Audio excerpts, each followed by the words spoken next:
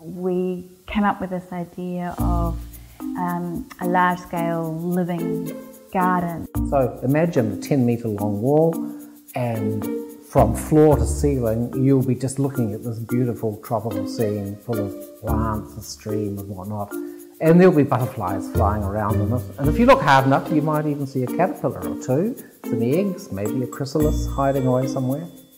There's a kingfisher that comes in and grabs one of the butterflies if you look closely, and of course it was trying to make all of this look natural, which was quite tricky. We went down a path of deciding whether or not to use AI, so the butterflies would have sort of freedom to do whatever they want.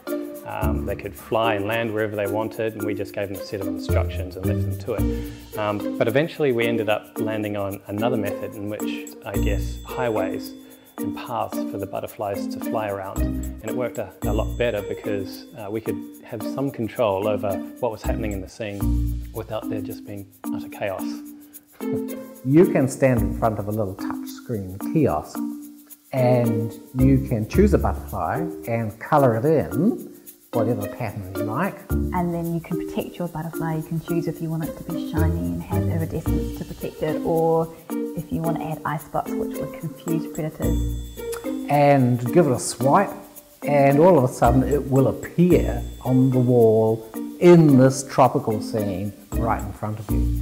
So I guess one of the important factors for us was making sure that if you created a butterfly that it was there and you get to see it for long enough.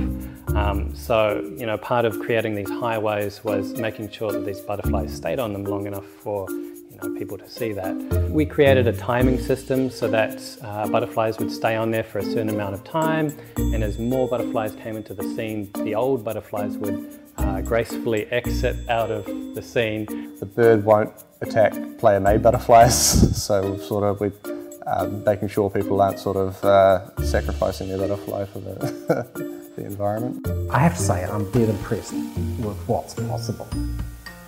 I think we've achieved something that most people walk in the room and say sort of, wow. I think the magic for me will be when my almost 4-year-old gets to try this out for the first time and then seeing the expression on his face. I think that'll